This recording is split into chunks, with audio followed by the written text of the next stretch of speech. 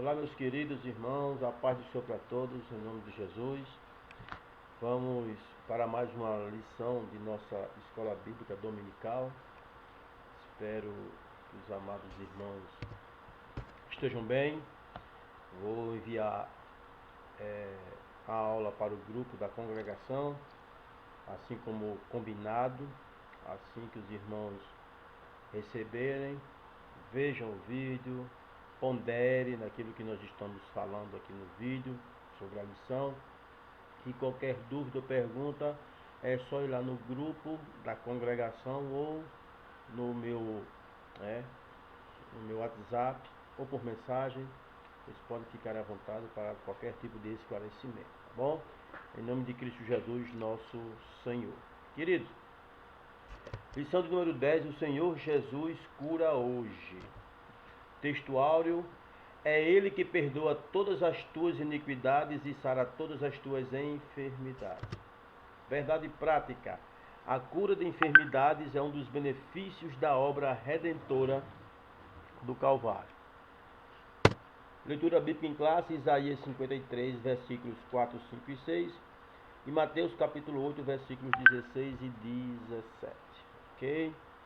Apenas esses 5 versículos para a nossa meditação. Então vamos meditar na palavra de Deus. Isaías 53 e 4. Verdadeiramente Ele tomou sobre si as nossas enfermidades e as nossas dores levou sobre si, e nós o reputamos por aflito, ferido de Deus e oprimido. Versículo 5. Mas Ele foi ferido pelas nossas transgressões e moído pelas nossas iniquidades. O castigo que nos traz a paz estava sobre ele, e pelas suas pisaduras fomos sarados. Versículo 6. Todos nós andamos desgarrados como ovelhas, cada um se desviava pelo seu caminho, mas o Senhor fez cair sobre ele a iniquidade de todos nós. Mateus 8, versículo 16. E chegada a tarde, trouxeram-lhe muitos endemoniados, e ele com a sua palavra expulsou deles os espíritos e curou todos os que estavam enfermos. 17. Para que se cumprisse o que fora dito pelo profeta Isaías, que diz: Ele tomou sobre si as nossas enfermidades e levou as nossas doenças. Queridos irmãos, nós vamos estudar na lição de hoje uma máxima em que nós cristãos, principalmente os pentecostais, reputamos como verdade verdadeira, que os milagres de Cristo Jesus, nosso Senhor, que Ele fazia enquanto aqui na terra, andando com seus discípulos, esses milagres acontecem até os dias de hoje, em conformidade com a promessa que Ele mesmo disse aos discípulos e que se estenderia à igreja até os dias atuais. E esses sinais seguirão os que crerem, tá bom?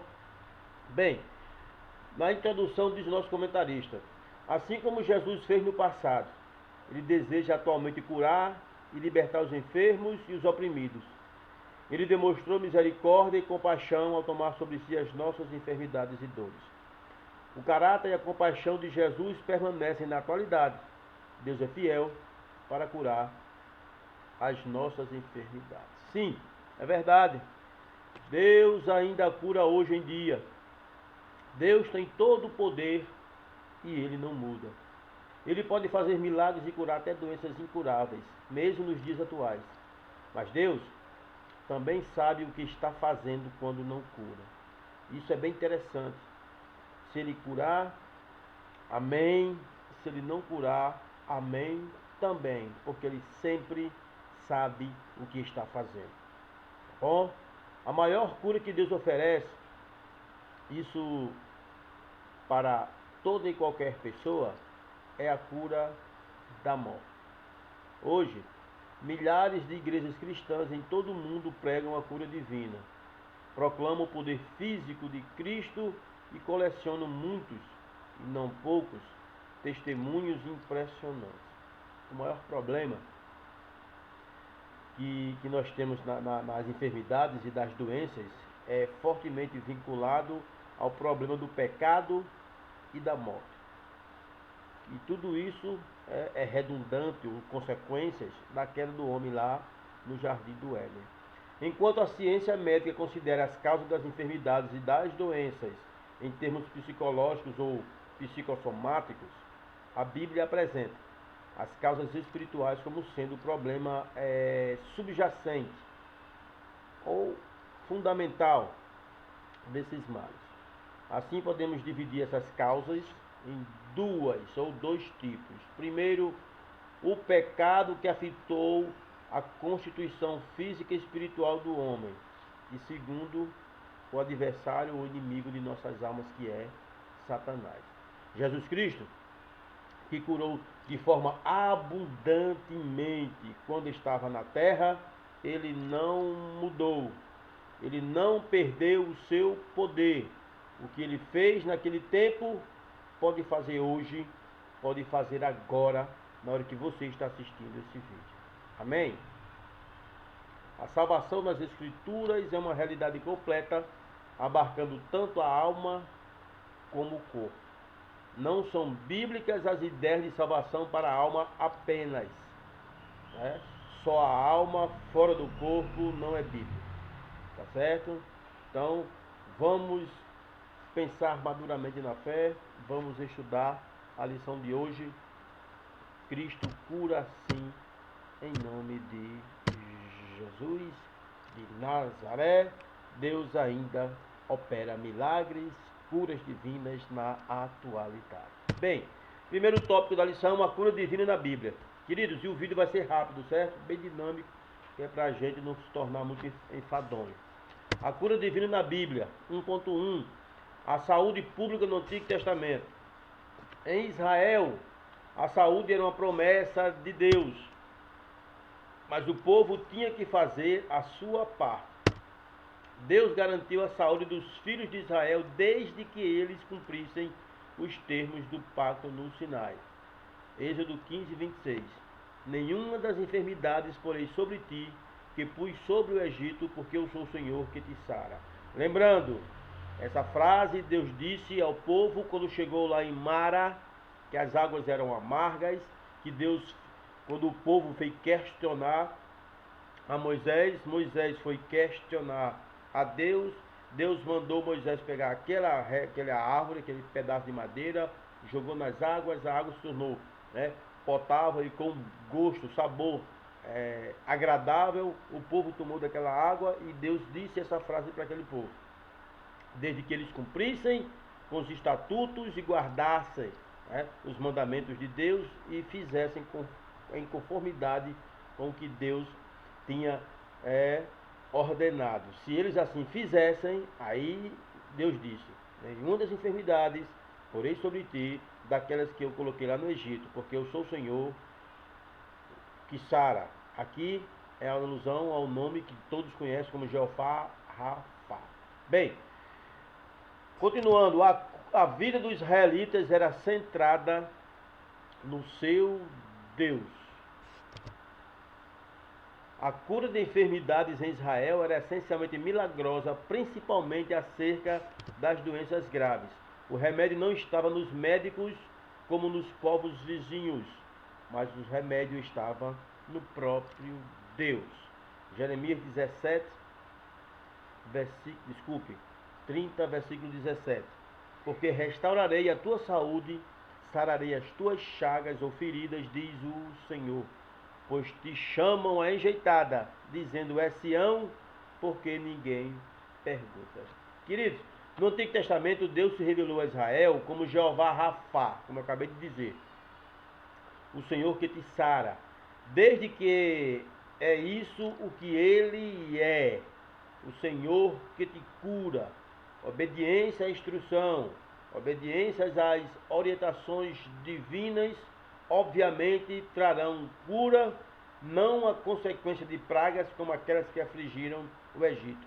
Deus cura aos que lhe são obedientes. Entre as bênçãos da espiritualidade, achamos a bênção da cura física. O autor sagrado temia as enfermidades próprias do Egito, incluindo suas diversas doenças endêmicas. Ele queria que os israelitas não fossem inoculados por essas doenças. Então, o Senhor desafiou, essa é a palavra correta, desafiou o seu povo a evitar as pragas do Egito, para que aprendessem bem as lições que ele e o Senhor lhe estava dando ou ensinando. Tá certo? Vamos prosseguir? A prevenção de doenças é bíblica. Vamos lá. A alimentação saudável e a higienização adequada são bons hábitos que contribuem para a boa saúde. Em Levítico 15, a lei de Moisés instrui o povo sobre o padrão de higiene. Esta é a lei que tem o fluxo e daquele de quem sai a semente da cópula e que fica por ela imundo. Está escrito. Diante. Em Levítico 11, a lei de Moisés instrui o povo sobre os preceitos dietéticos para fazer diferença entre o imundo e o limpo e entre os animais que se podem e os que não se podem comer. Levítico 11 e 47. O objetivo principal era a saúde da população, diz o nosso comentarista. Isso mostra o interesse divino na saúde pública e individual.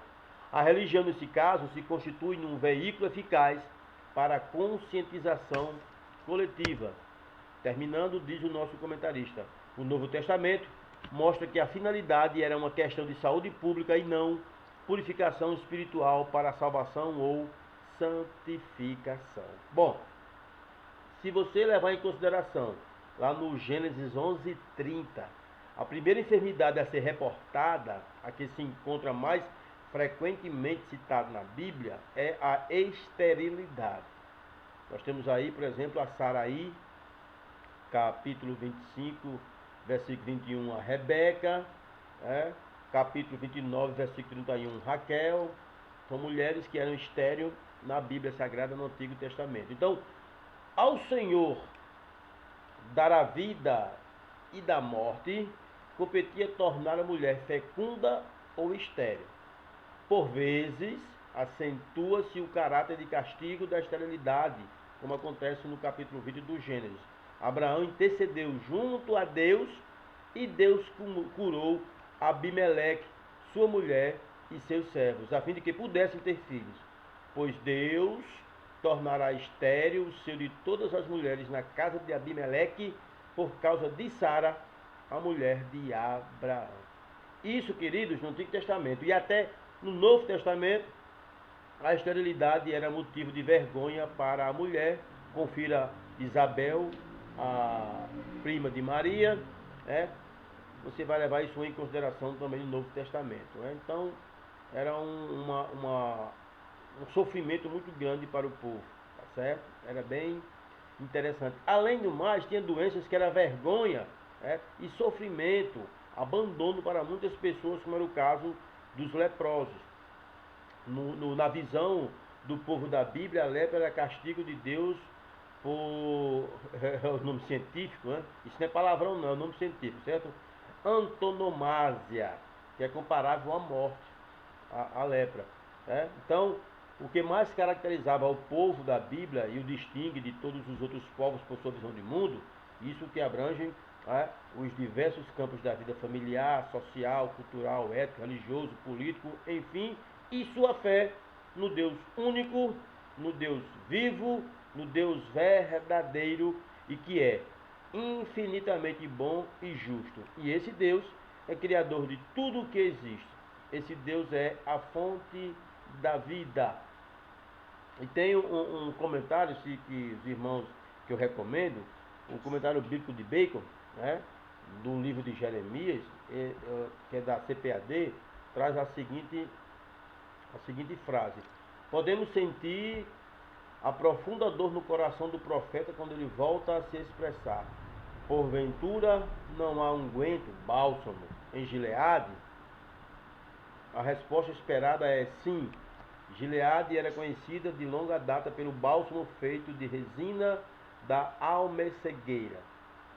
A segunda pergunta: não há lá médico? Novamente a resposta esperada é sim, visto que há um médico por perto e um remédio à mão, porque pois não há cura. Aí só existe uma resposta. O povo não buscou a ajuda do médico, eles não procuraram um remédio, eles negligenciaram a única fonte segura de ajuda. negligentes, cegos e teimosos. Eles se precipitam impetuosamente em direção ao precipício ou da ruína. Comentário bíblico Bacon, Jeremias, volume 4, página 288. Então, o nosso Deus, queridos, ele é um Deus que trata da prevenção das doenças, e isso é bíblico, altamente bíblico e recomendado. E o subtópico 3, o Novo Testamento, as curas de Jesus. Israel dependia mais de Deus e a sua garantia da saúde estava na obediência. O número de enfermos era alto e as curas efetuadas por Jesus logo chamaram a atenção do povo. Jesus veio ao mundo para salvar os pecadores. No entanto, por causa da miséria humana, operou muitos milagres, prodígios e maravilhas. Paulo, escrevendo a Timóteo, na sua primeira epístola ou carta, capítulo 1, versículo 15, diz: esta é uma palavra fiel e digna de toda a aceitação, que Cristo Jesus veio ao mundo para salvar os pecadores, dos quais, disse Paulo, eu sou o principal, aqui pior, na sua versão. Bem, o Senhor se compadecia dos enfermos, dos oprimidos e todos os de espírito abatido. Porque essas pessoas, elas, deixa eu colocar aqui a palavra correta, certo? Essas pessoas andavam como ovelhas que não têm pastor. E a compaixão era a principal motivação de Jesus para ministrar ao povo. E isso não mudou com o tempo, pois a promessa da cura divina continua valendo. Marcos 16, palavras do Mestre. Estes sinais seguirão os que crerem em meu nome. Expulsarão demônios, falarão novas línguas, pegarão nas serpentes e, se beberem alguma coisa mortífera, não lhes fará dano algum.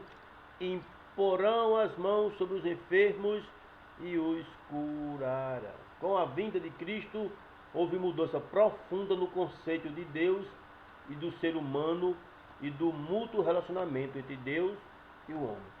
O que no Antigo Testamento era apenas intuição dos místicos, dos profetas, e se apresentava mais como uma utopia, tornou-se uma realidade. Em Cristo, Deus se manifesta não somente como Criador e soberano Senhor, mas sobretudo como Pai misericordioso, cheio de amor, cheio de ternura.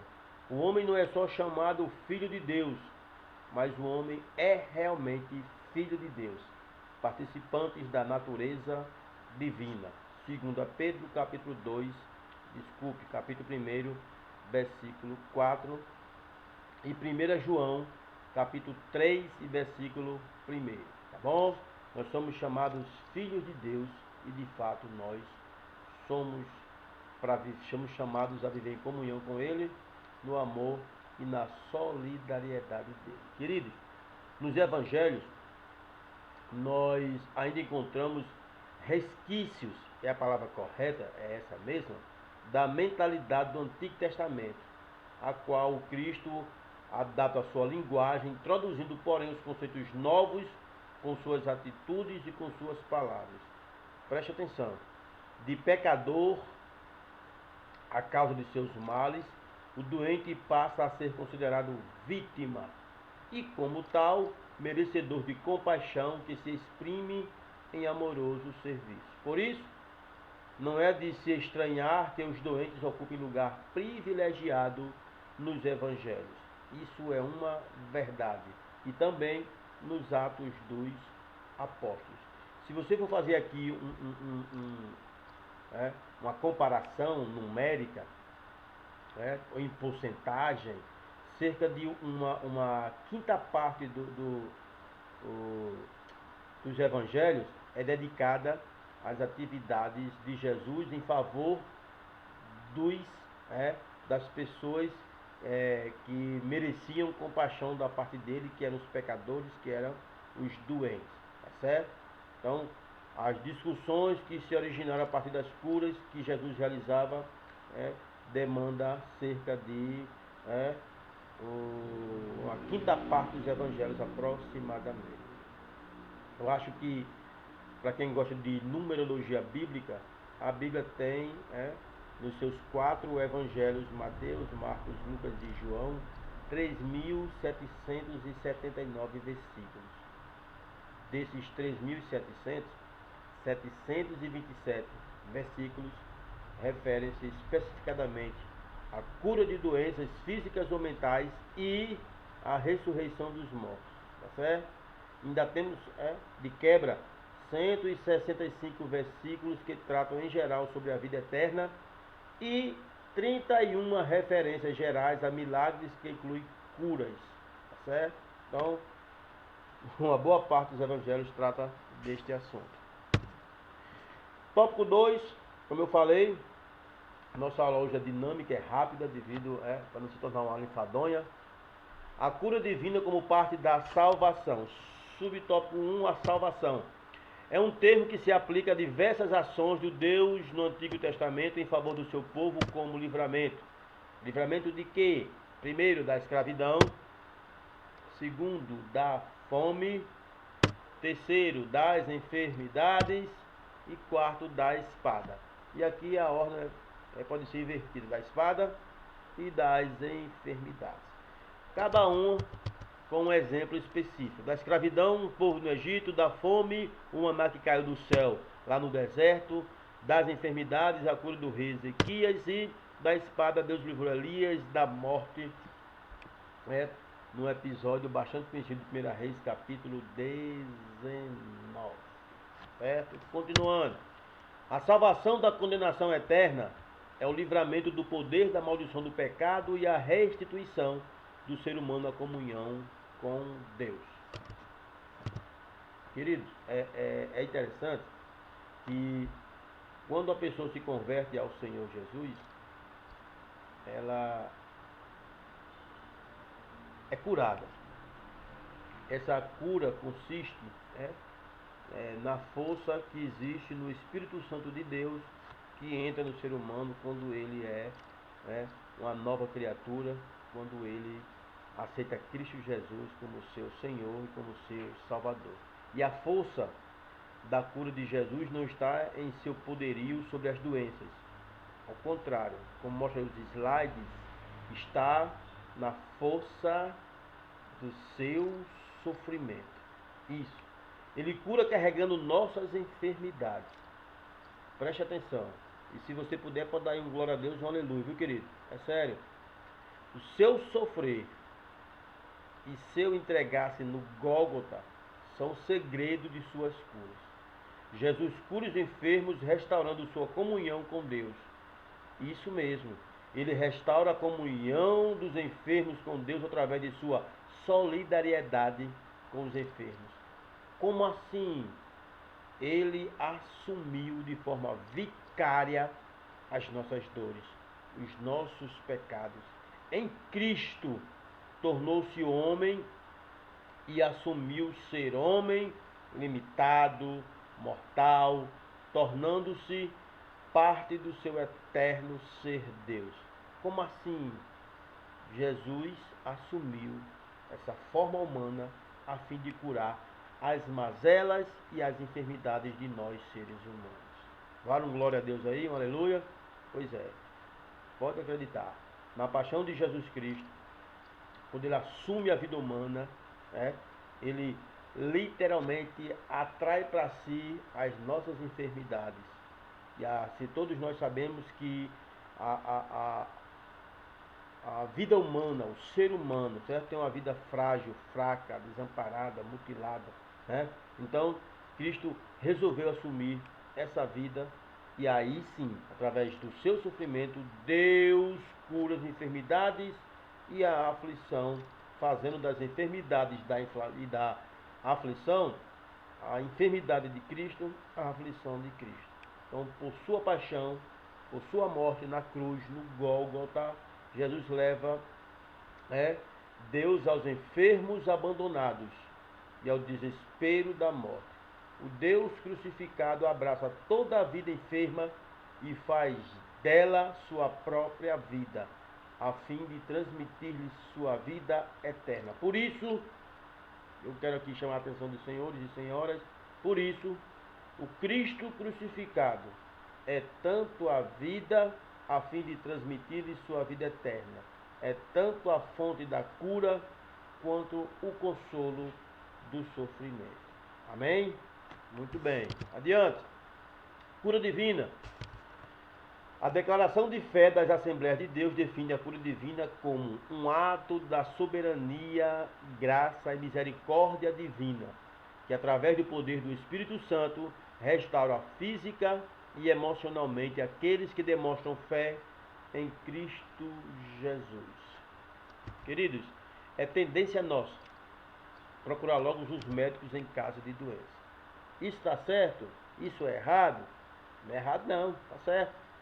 Jesus mesmo disse que os doentes precisam de médicos. Palavras de Jesus. Mesmo assim, o milagre acontece também pelos recursos científicos da medicina, mas convém salientar que temos um recurso divino seguro para a cura das enfermidades. Bom, a ministração da unção com óleo em nome do Senhor sobre os enfermos. E aqui é uma pequena e breve reflexão. Que antigamente o povo crente, eles solicitavam com mais frequência a visita dos presbíteros da igreja nas suas casas quando estavam enfermos, ou quando nos templos, na igreja, na congregação, quando estavam com enfermidade. Hoje é motivo de gente ficar em casa, não ir para os cultos, enfermidade. Antigamente era motivo dos crentes ir para a igreja quando estavam enfermos. Por que, pastor? Por que, professor?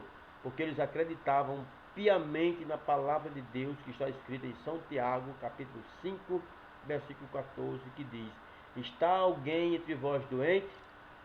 Chame os presbíteros da igreja e orem sobre ele, ungindo com azeite em nome do Senhor. Com óleo, o azeite. Então, antigamente, quando o crente estava doente, ele corria para a igreja e saía da igreja curado em nome de Jesus.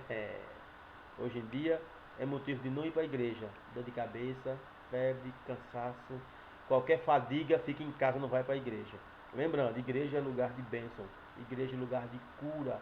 Cristo Jesus disse, palavras dele, tá certo? E São Tiago confirma com essa expressão de que o Senhor o sustentará no leito da enfermidade, vai renovar a sua casa, a sua cama, a sua doença, e o Senhor vai restituir a sua saúde. Basta tão somente acreditar na palavra de Deus. Bem, salvação e cura. A obra de Jesus, ela é completa. Completa. A expiação no Calvário resulta na nossa redenção e alcança também a cura do corpo físico. Desde o Antigo Testamento que a salvação e a cura andam juntas. E aqui tem os versículos que amparam a nossa fala. A cura espiritual geralmente precede, vem antes a cura física. É Ele que perdoa as tuas iniquidades e sara todas as tuas enfermidades. Bom, aí é tranquilo, aqui não tem muito que a gente discutir, questionar, conversar, tá certo? Porque todos nós sabemos, quem acredita em Cristo Jesus, que nós precisamos primeiro ser curados espiritualmente. Isso, para depois ser curado fisicamente, se for necessário. Porque sendo curado fisicamente, às vezes, nem a cura física nós queremos. Paulo pediu a Deus 3 vezes que tirasse o seu espinho da carne. Depois que o Senhor disse a ele que o poder dele se aperfeiçoava na fraqueza, Paulo desistiu de pedir. Ou seja, cura espiritual é necessária. E a cura física? Não. Se for necessário, Deus concede, senão não tem problema. Desde que a cura espiritual, ela venha, tá bom? A cura do paralítico de Cafarnaum e passagens paralelas nos evangelhos revelam essa verdade. A cura espiritual, geralmente, ela vem antes da cura física. A vontade de Deus é, portanto, curar tanto a alma como o corpo. Tá certo?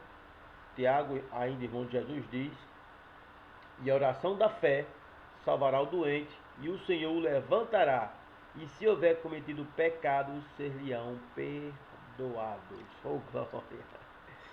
Glória ao nome de Jesus. Subtópico 4, Isaías 53, 3 e 4. O Novo Testamento interpreta Isaías 53 como a provisão de Deus em Cristo para a cura física e espiritual. O Evangelho de Mateus aplica a palavra de Isaías 53 e 4 ao ministério da cura do Senhor Jesus. Está escrito: para que se cumprisse o que fora dito pelo profeta Isaías, que diz: ele tomou sobre si as nossas enfermidades e levou as nossas doenças.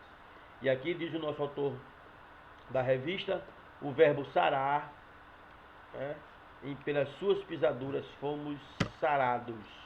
Indica a cura física, e isto está muito claro nas inúmeras curas físicas de enfermos efetuadas por Jesus. É literal. Essa cura também é espiritual, e isso diz respeito à salvação. Bem, rápido mesmo aqui o comentário acerca de Isaías 53, 3 e 4, meus queridos. O profeta Isaías, ele previu a aversão e a rejeição por parte da humanidade ao Messias certo. Então, Cristo Jesus, o Messias, ele sofreu não somente agressões corporais, mas também agressão interior por causa da falta de uma atitude positiva da parte daqueles a quem ele veio salvar. Então, ao usar a primeira pessoa do plural, o profeta estava falando da aversão que as nações descrentes, sociedade de forma geral, sem a igreja, certo? A aversão que eles tinham pelo Messias crucificado e da falta de respeito que eles demonstraram pelo Filho encarnado de Deus. Então, Isaías 53, ele traz verbos no passado, prevendo acontecimentos futuros quando da vinda do Messias, ou seja, são perfeitos proféticos. Esses perfeitos proféticos são comuns tanto aqui como em outras passagens dos cânticos do século. Então, Isaías estava dizendo que o Messias suportaria as consequências dos pecados dos homens, ou seja, as enfermidades e as dores da vida. Tópico 3, a cura divina e os desafios atuais. Doenças. Diz o nosso comentarista. Os desafios atuais são diversos, e dentre eles, saber sobre a natureza da enfermidade, se o problema é físico ou espiritual, e ter o discernimento sobre a vontade de Deus. Primeiro, as doenças. As enfermidades são uma das causas de maior sofrimento do ser humano. Elas são consequências direta ou indireta do pecado. Pois, se não existisse pecado, não existiria enfermidade. Isso é uma verdade. Porém, isso não significa que todos os enfermos estejam em pecado, tá certo? A enfermidade que são consequências diretas do pecado. Jesus foi quem disse. Certo? Mas existem doenças que não é originada diretamente do pecado. Então, não podemos generalizar. Cada caso tem suas peculiaridades. A Bíblia diz que a doença é um dos resultados do pecado no mundo. Isso é bíblico. Assim como todos nós vamos morrer, todos corremos o risco de ficar doentes por conta do pecado que entrou no mundo. Mas Deus não nos abandona na doença. Vale um glória a Deus aí. Em Jesus, nós temos uma grande esperança. E na vida eterna não haverá mais doença. Vale um glória a Deus. Glória a Jesus. A doença é uma manifestação de dois grandes tipos de mal, moral e natural. Qual é o mal moral? É a desumanidade do homem para com o próprio homem. E o mal natural é composto de coisas como catástrofes naturais, doenças físicas, certo? Então, o mal em si, resumindo, o mal em si é uma perversão, uma corrupção de algo que foi originalmente bom, mas que agora falta algo. E no caso da doença, é o que nós estamos vendo agora, ela é um estado onde a saúde está ausente. E a palavra grega para o mal, que é a palavra poneros, na verdade implica uma malignidade, algo que está corrompendo um bom e saudável estado de ser. Procurem, para quem tem a Bíblia, o comentário do Novo Testamento, aplicação pessoal da CPAD. Vai trazer algo muito bom sobre esse assunto para vocês, tá certo? Vamos adiante. As enfermidades entre os crentes. Grandes homens de Deus não conseguiram se livrar das doenças. Esse é um desafio, às vezes, fora da compreensão humana. Por quê? Vamos lá. O apóstolo Paulo, a Bíblia diz que ele tinha um espinho na carne. 2 Coríntios 2, 12, 7 ao 10. Certo? Agora, qualquer que seja a natureza desse problema, era sem dúvida uma enfermidade. Certo? Então, Paulo deixa claro isso quando escreve lá aos Gálatas, no capítulo 3, versículos 13 ao 15. Ele diz que vós sabeis que primeiro vos anunciei o evangelho estando em fraqueza da carne. E se possível for, diz ele no finalzinho, arrancareis os olhos e daria os seus olhos a mim, basta tão somente o Paulo dizendo à igreja que estava na cidade da Galácia ou aos Gálatas. Então, era uma enfermidade que Paulo tinha. Sim, Timóteo tinha problemas no estômago. Paulo orientou ele, tá certo? A tomar um pouco de vinho por causa do teu estômago e das tuas frequentes enfermidades. E, à época, o suco de uva, como conhecemos hoje o vinho, certo? Ele era recomendado para quem tinha problema no estômago. Hoje é omeprazol. Tem muito crente querendo beber vinho aí com desculpa, tá certo? Ops, falei, não ia ter falado não. Desculpa aí, viu? Paulo deixou, Trófimo doente, Mileto, está escrito. Então, crentes, eles adoeciam. E aí, meu irmão? Falei no tópico anterior. A doença é certamente o resultado da queda do homem no pecado, mas Deus está totalmente no controle. E de fato, determina até onde o mal pode ir. Foi isso que ele fez, inclusive com Satanás, nas provações de Jó. Não esqueça, Satanás não teve permissão para ultrapassar os limites estabelecidos por Deus. Então Deus nos diz que é todo poderoso mais de 50 vezes em toda a Bíblia Sagrada. E é incrível ver como a sua soberania se une com as escolhas que nós fazemos, tanto as boas como as más. Se nós fizermos coisas boas, vamos colher coisas boas. Se fizermos coisas más, vamos colher as coisas más. Deus não interfere para realizar o seu plano perfeito para aqueles que são crentes e aqueles que são crentes e sofrem com males, doenças, enfermidades nessa vida, saber que podem glorificar a Deus através de seu sofrimento, ameniza a incerteza quanto a porque Ele a permitiu. Algo que talvez não entendam por completo até que estejam em sua presença na eternidade. Naquele momento, quando estiver lá diante do Todo-Poderoso, todas as perguntas serão respondidas, ou talvez mais precisamente, já não estaremos mais interessados em perguntar. Tá certo? Então, é uma coisa que nós não temos explicação, é algo que está fora da compreensão humana, mas que tem um propósito, pode ter certeza que sim. Bom, essa coisa de propósito é bem interessante. Sabia que tem pessoas que ensinam que o homem espiritual nunca deveria adoecer? É, tem líderes religiosos que explicam, que ensinam isso, viu? É complicado, né? Sei não. Depois nós vamos tratar sobre isso com seus pormenores com mais tempo. Aqui não cabe não. Não confundir doença com possessão maligna. Jesus conferiu à sua igreja o poder de curar enfermos e libertar os oprimidos do diabo. É dever nosso usar essa autoridade do nome de Jesus para diminuir o sofrimento humano. Jesus tem saúde para dar a todos os enfermos, mas nem sempre compreendemos o plano de Deus para determinada pessoa. Duas coisas básicas devemos observar. Primeiro, se a enfermidade é opressão maligna ou uma questão médica, para não expulsar demônio onde não há demônio. Certa vez eu tive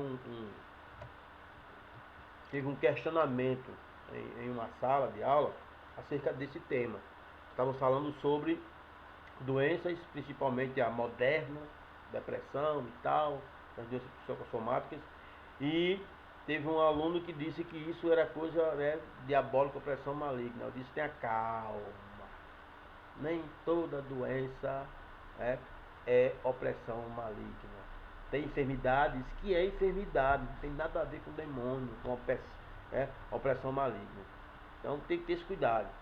Uma vez eu estava numa congregação, e aqui é só um breve relato, que tinha uma jovem que ela era nova convertida, fazia o discipulado ainda, num culto desses de avivamento. Uma pregadora lá se exaltou e viu a menina lá e chamou ela para frente, e a bichinha estava com enfermidade, e a pregadora disse que era opressão maligna e botou a bichinha lá na roda, tentou expulsar o demônio da bichinha, que não tinha demônio nenhum, e foi aquela coisa. Resultado, a bichinha ficou traumatizada, saiu da igreja até os dias de hoje. Cuidado, para não expulsar demônio onde não há demônio. Doença é doença, opressão maligna é opressão maligna. Como eu vou definir isso, pastor, professor? Dom de discernimento do Espírito. Meu irmão, a igreja está precisando, mais do que nunca, essa coisa de discernimento espiritual. Mais do que nunca. Então vamos ter cuidado, tá bom? Em nome de Cristo Jesus. Até porque o tema da lição deste trimestre ela é muito peculiar neste aspecto. Segundo, entender que Jesus é Senhor e não servo. Ele cura como quer, Ele cura onde quer, e Ele cura de acordo com a sua vontade. Tá certo? Vamos ter cuidado, tá bom?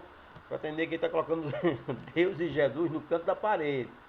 Se o senhor tem que fazer, eu determino que o senhor faça. Se não o que? Quem somos nós para colocar Deus, Jesus no canto da parede? Ele faz na hora que quiser, quando quiser e com quem quiser. E acabou a conversa. Tá certo? Ele é Senhor, ele não é servo. Preste atenção. E para concluir, precisamos saber que a cura divina é real e atual. Além disso, devemos entender que o Senhor Jesus cura quando, como e onde quer, e não da maneira que às vezes nós pensamos. Quando a doença chega, meus queridos, preste atenção aqui que eu vou encerrar agora. Quando a doença chega, talvez não seja o resultado da intervenção direta de Deus em nossas vidas, mas sim o resultado do mundo a corpos caídos, assim como de saúde e estilo de vida deficiente. Além disso, embora existam indicadores bíblicos de que Deus quer que tenhamos boa saúde, 3 João capítulo 2, ou versículo 2, desculpe, todas as enfermidades e doenças são permitidas por Deus, para os propósitos de Deus, que nós possamos compreender ou não, tá certo? Tudo tem um propósito de Deus específico na vida de cada um de nós. Se foi Deus que fez ou permitiu que acontecesse, Ele sabe todas as coisas. Se é consequência de uma vida, errônea, de escolhas erradas, se são consequências de coisas que nós fizemos, não podemos culpar a Deus em nada. Mas mesmo assim, se Ele está deixando que aconteça, tem um propósito. tudo está no controle de Deus. Amém? Deus guarde, Deus ajude, Deus abençoe a todos em nome de Jesus. E se Jesus não voltar, semana que vem estaremos com mais uma aula em nome de Jesus. Querida igreja, Deus abençoe a todos. Fiquem todos na paz do Senhor.